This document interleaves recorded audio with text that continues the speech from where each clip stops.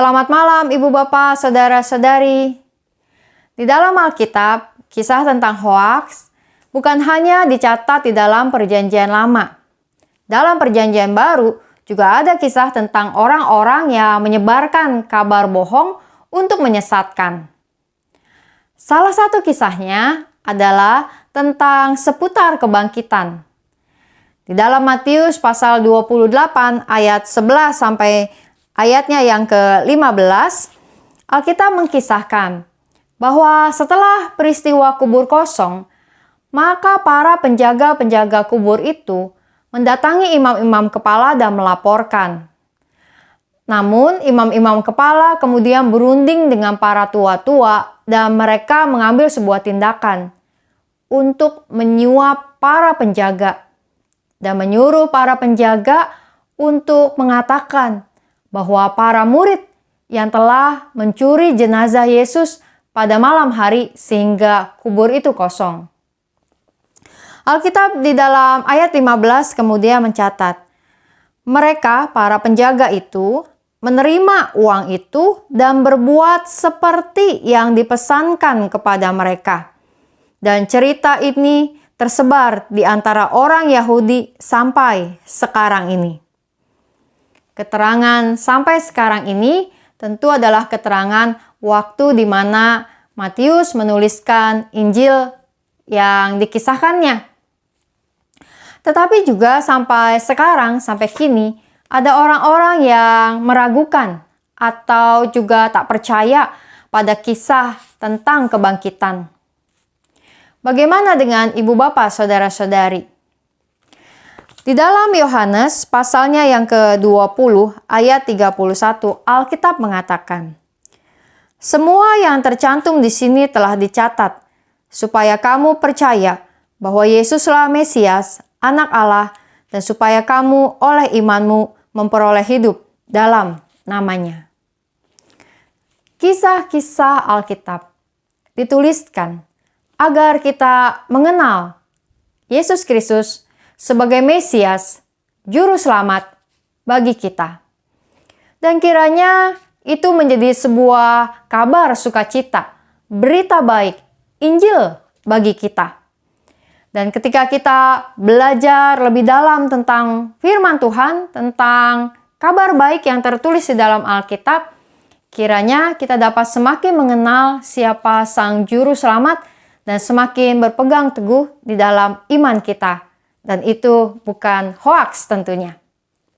Ibu bapak saudara-saudari di GKI Gading Indah dan juga di jemaat serta gereja-gereja lain, saya pikir mulai bersiap-siap untuk memasuki masa raya Paskah. 17 Februari Rabu Abu nanti akan mulai kita sambut. Ada berbagai ibadah, kegiatan, dan hal-hal menarik loh di GKI Gading Indah yang sudah mulai disiapkan oleh panitia. Kiranya bukan hanya menjadi sebuah rutinitas bahwa setiap tahun kita merayakan Paskah atau setiap tahun kita mengenang kematian Yesus dan menyambut peristiwa kebangkitan. Namun biarlah kiranya masa raya Paskah dapat mempertebal iman kita, menguatkan iman kita, meneguhkan iman kita tentang siapa Tuhan dan Juru Selamat yang kita kenal dan kita sembah, yaitu Tuhan yang kita kenal dalam nama Yesus Kristus. Ibu bapak, saudara-saudari, maka biarlah kiranya kita menaikkan doa-doa kita agar setiap gereja di seluruh dunia merayakan Paskah di tahun ini dengan sukacita, semangat, dan penghayatan yang semakin dalam tentang karya dan kasih Tuhan yang menyelamatkan dunia ini. Kini, mari kita menaikkan doa-doa syafaat kita. Allah yang Maha Kasih, kami bersyukur bahwa kami adalah umat-Mu yang mengenal dan dikenal oleh-Mu Tuhan. Kami bersyukur atas Alkitab yang dapat kami pelajari menjadi firman Tuhan. Dan biarlah kiranya kami dapat mendalami hidup kami sesuai dengan kehendak dan rencana Tuhan di dalam hari-hari kami. Kami berdoa ya Tuhan untuk masa Raya Paskah yang sudah semakin dekat, ketika kami di GKI Gading Indah dan jemaat serta gereja lain mulai menyiapkan berbagai hal. Biarlah kiranya Tuhan berkati setiap panitia dalam memikirkan dan merancangkan segalanya yang terbaik. Dan biarlah kiranya masa Raya Paskah di tahun ini akan kami sambut dengan sukacita dan menjadi satu masa raya yang semakin menguatkan, meneguhkan, dan mempertebal iman kami. Tuhan, kami berdoa untuk umat-Mu yang sedang berada dalam pergumulan-pergumulan iman mereka. Ketika ada doa-doa yang belum terjawab, pergumulan yang berat, atau berbagai pemikiran yang sulit untuk mereka mengerti dan pahami tentang kehidupan, sehingga mereka meragukan kehadiran Tuhan. Tuhan, biarlah kiranya Engkau tetap menemani mereka, dan pakai kami menjadi doa dan kekuatan bagi setiap orang yang sedang bergumul dalam iman mereka.